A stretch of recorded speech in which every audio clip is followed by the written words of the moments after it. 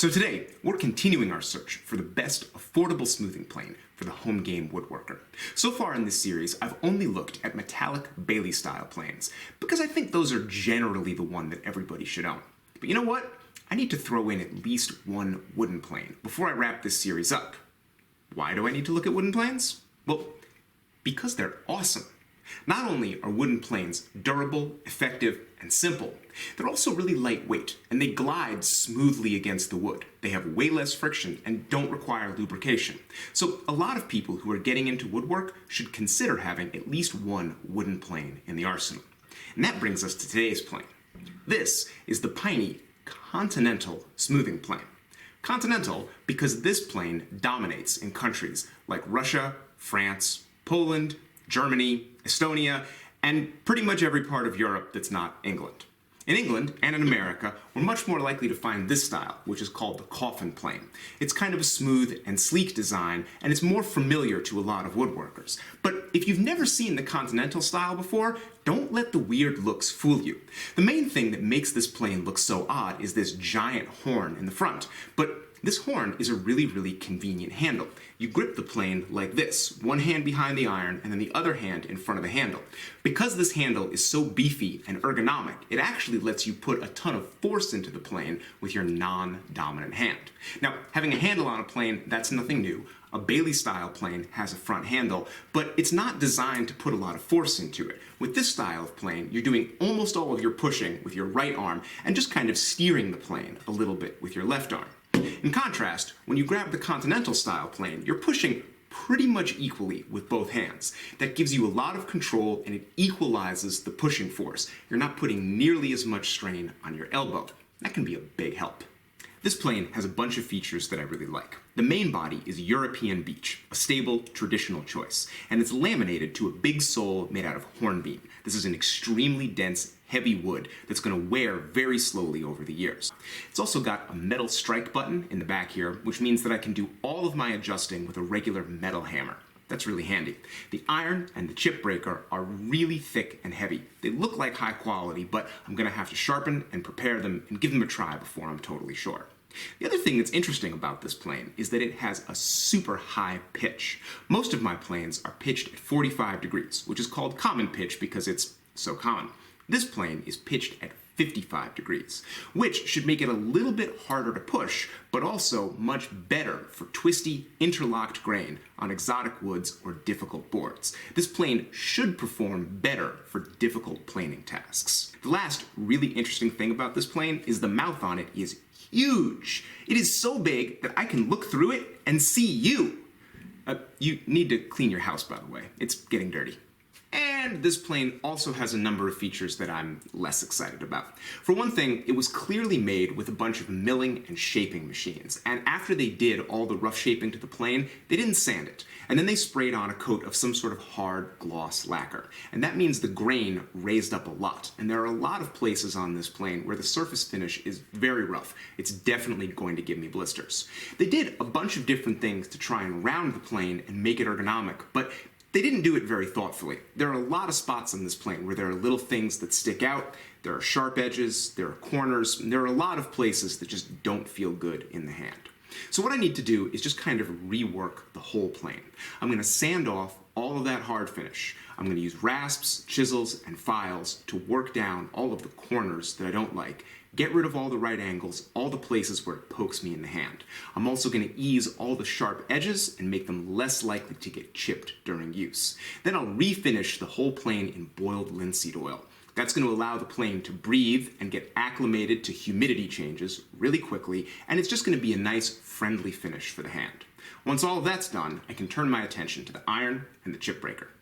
So the iron on this plane is pretty much good news all around. I took it to a piece of sandpaper glued down to glass and just gave it a couple of back and forth strokes, and right away the back of the iron was flat, especially the half-inch really close to the blade like this. I could have stopped right there if I had wanted to, but I was curious how good the iron was, so I gave it several more strokes and I was able to flatten almost the entire back and bring it up to a polish very quickly. This iron was already very close to being flat, and that's a sign of quality. It's also a very thick, stout stout piece of steel, and that's a nice thing to see too. So I took it over to my oil stones and I quickly honed it up and stropped it, and then I took it over to my arm and shaved a few hairs, and the hairs like leapt off my arm. I gave it a pretty quick, casual honing, and this thing is much sharper than most of the inexpensive irons that I see. It's notably better than most of the irons I've looked at in this series. If only the chip breaker were as good as the iron. It starts off looking okay. It's a nice thick piece of steel with a good curvature and a nice stout piece of hardware. And I was able to sharpen a knife edge on it, hone it on my stones, and strop off the burr just like I normally would with no trouble. And I got a really good fit between the iron and the chip breaker in just a couple of minutes. But here's the problem. This screw that holds the iron and the chip breaker together, it should be tapped at an angle. It should go out a little bit like that. Instead, it's dead flat. Let me put this together with the iron, and I'll show you why that's a problem. When the two pieces are fitted together like this, you can see that the chip breaker screw only actually contacts the iron in the front here. If it were tapped at the correct angle, you'd be getting contact with the underside of the screw all the way around the iron. So when you go to tighten it down, only the front part of the screw touches. Let me show you why that's a problem. As I'm tightening this down, the chip breaker is getting a little bit squirrely on me. It's wanting to move quite a bit because it's not bearing down equally. I'm going to keep tightening it until I've got a pretty good fit, but at this point, the chip breaker has gotten very cockeyed in relationship to the blade. Now this isn't a huge deal. I'm just going to take my screwdriver and give the chip breaker a whack. Now it's pretty straight. Now I'll tighten it down a little bit more and adjust it laterally a couple more times. What's happening here, as I'm tightening it, is the chip breaker is getting squashed flatter against the blade, and the underside of that screw is making much better contact with the iron. Now it's a good, solid unit, and I'm pretty happy with it. It needs a little bit of adjustment that way. While you're futzing around with it, you might have the chip breaker pull back from the edge of the blade a little bit. That's no problem. Flip the whole thing over, take your screwdriver, and adjust it by just whacking that screw a couple times. This is a handy trick that I picked up from Richard McGuire, the English woodworker. He has a great channel. I will link to him down in the description. After I've made a couple of adjustments, my iron assembly is ready to go. We can go ahead and plane. But just like any metallic plane, a wooden plane needs a dead flat sole if it's going to work right. Most people just plane the soles of their wooden planes flat. But what if this is your first plane? What do you do then? No big deal. Grab your plane, iron, and wedge. Put the iron and the wedge in the plane and tighten up the wedge so that the iron is well retracted into the body. Check it with a scrap of wood and be really sure that your freshly sharpened edge isn't sticking out the bottom of that plane. Then just pull over that same sheet of sandpaper and glass, color your plane in with pencil, and go back and forth on it until all the pencil lines disappear.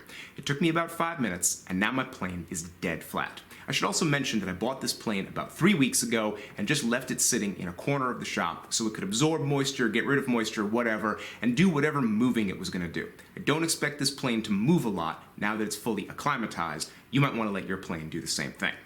Now that we've got a sharpened iron, a fitted chip breaker, and a flat, true plane body, we're ready to start testing. If you've never adjusted a wood-bodied plane before, I can teach you how to do it in about 30 seconds. I'm going to take my iron and insert it into the throat of the plane. I keep my finger underneath to keep the iron from falling out. It's perfectly safe. I've never been cut doing this. Then I'm going to insert my wedge and give it a couple of nice taps with my hammer. Then I'll take the plane and just sight down. And I can see what's going on is I have way too much iron sticking out and it's not even across the plane. So there's a strike button on the back. I'll hit that a couple of times and then tap my wedge to retighten it. Still got too much iron. So a couple of stronger taps and maybe a little bit of finger adjusting. Tighten up that wedge and then I will sight down the plane and I see that my plane iron needs a little bit of lateral adjustment. It is sticking up a little bit too far on this side. So I'll just tap with the hammer to bring it into line and now it's looking pretty good. Another quick tap, and you can just take your thumb and sort of feel very gently how much iron you've got. Anytime you loosen the iron or bring it back, always follow up with 1 or 2 taps to the wedge to keep that seated. If everything went well, this plane should cut. I have a narrow piece of ash in the vise. Let's see what happens. Yep, it totally cuts, but I've got a little too much iron. Brand new planes typically take a little time to settle in and adjust really nicely. This one is just like other new wooden planes I've owned. It's a little tricky right in the beginning, but it gets easy really quickly. Let's see. Not bad. That's a pretty decent shaving. I'll make a couple more little adjustments to the plane, and we'll run it through its paces on a bunch of different woods. I started out planing the narrow edge of a piece of ash, and the Continental smoother produced nice shavings, but I kept having problems at the end of the piece. The plane would sort of hang up and then dip off the edge sort of suddenly. And what I noticed was that the super wide mouth of this plane was actually so big that the end of the wood was falling into the plane's mouth, and then the plane would nosedive off the end. Of course, there's a simple solution to this. When you're planing the edge of a board, you just need to skew the plane. That allows the iron to ride across the end of the board without digging in. No more problems. But it was still a weird and annoying thing to run across. Next, I wanted to do a large face grain surface, so I grabbed a wide board of red oak. I was pretty pleased with the way the plane was performing. It left a smooth and fairly shimmery surface, but then I was pleasantly surprised to discover that I was actually going against the grain. And I was still getting a really good surface. For against the grain work, this plane was performing actually really well. I flipped the board around and planed it again, and then the surface went from good to being excellent. So in this instance, the plane worked very well. Next, I tried a piece of walnut, and there were no surprises here. The wood planed really easily, and the surface the plane left was excellent and very smooth. After digging around in my scrap bin for a while, I came out with this old hunk of sapele that I haven't used for anything because the grain is really squirrely and this piece was very difficult to work with. It's got a mixture of hardwood and sapwood, and that can be a problem for planing. So this plane performed, kind of the way I would expect on this. The surface that I got was all right. I turned the board around a couple different times. I got one pretty big spot of deep tear out, and I figured I was going against the grain when that happened. So I flipped the board around again, and taking a light shaving, I went over it, and then when I was sure I was going with the grain, the end results were fine. Not amazing, but definitely fine. To wrap up my test, I pulled out this piece of cherry. I deliberately chose a piece that was rough sawn and had heavy marks on one face. This piece also has a knot right in the middle of the face. The grain is going to change direction right there, and that's going to be a prime location for tear out and other planing problems. Right off the bat, I was very impressed with the Continental Smoother's ability to get quickly through those saw marks and leave a smooth and shimmery surface. But right around the knot, I got exactly what you would expect. Fairly severe tear out. I went over the piece a couple of times, and generally the tear out got better the longer I was working on it, but it didn't go away. Just for a comparison, I grabbed my trusty Stanley No. 4 and went over the same board in the same way, and I got, more or less the same results. I still had tear out over the same area. The actual tearing of the fibers seemed to get smaller and shallower as I went at it with the Stanley, but that could also be because the wood was changing as I planed away more of the troublesome wood. So now, let's get down to business. Should you buy this plane? Is it a really good value? Well, honestly, I'm not totally sure. Now, it has the lightweight and easy gliding characteristics of every wooden plane that I've ever used. It comes pretty well fitted, straight from the factory, and the price is reasonable. At $60 with free shipping, this costs a lot less than a lot of other planes you might get. But it's also the most expensive budget plane I've looked at so far, and it's not a standout performer compared to the other ones. Now, the biggest issues that I have are with the iron and the chip breaker. The iron itself is excellent. I wish all my planes had irons this good. But the fit of the chip breaker and all the futzing around you have to do, whacking it with the screwdriver, that is a pain, and it's a huge time waster. So I'm not a fan of that. I guess the last thing I have to figure out is, what do I think of the high pitch of the iron combined with the enormous mouth? What effect does that actually have? Well, I think they sort of cancel each other out. This high-pitch iron does seem to offer some benefits on some woods, and it allows you to plane effectively against the grain or fight tear out in certain species, but definitely not all of them. But I think a lot of the effect that you get from the high pitch of the iron is negated by the Grand Canyon over here. Having a big mouth like this just leads the plane to tear out more often than it has to. Now you might be thinking, wait a second, Rex, maybe Continental planes all have big mouths. Well, I'm afraid not. Here's an ECE. It is a highly respected German maker of really fairly expensive planes, and you can see that this little smoother has just as tight a mouth as any of my metallic planes do. Maybe even tighter, honestly. So a huge mouth isn't a necessary component in a Continental smoothing plane. I think when it's all said and done, if you want to have a wooden plane that you can just buy new and know that it's not going to be cracked or messed up, this is a pretty good choice. It's not very expensive, and it comes shipped directly from the Czech Republic where it's produced.